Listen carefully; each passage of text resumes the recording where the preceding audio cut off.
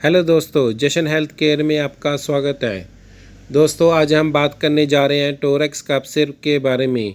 ये Torex cough syrup Tokyo pharmaceuticals का manufactured है। इसकी जो पैकिंग है वो 100 ml बोतल में है और इसका MRP 99 रुपीज़ है। ये टोरेक्स कफ सिरप की पैकिंग है।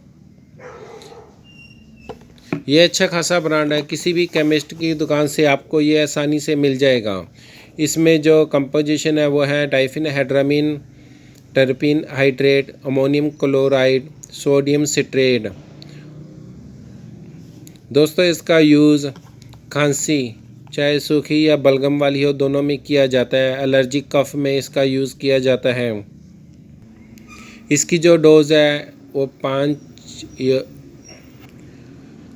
जो डोज़ है वो 5 और 12 साल के बच्चे के लिए 5 ml दिन में 3 बार, 12 साल से जो ऊपर हैं वो 10 ml दिन में 3 बार यूज़ कर सकते हैं।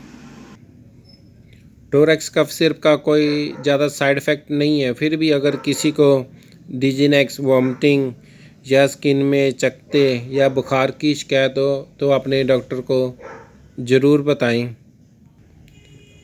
टोरेक्स कफ सिरप आपको किसी भी केमिस्ट की दुकान से आसानी से मिल जाएगा।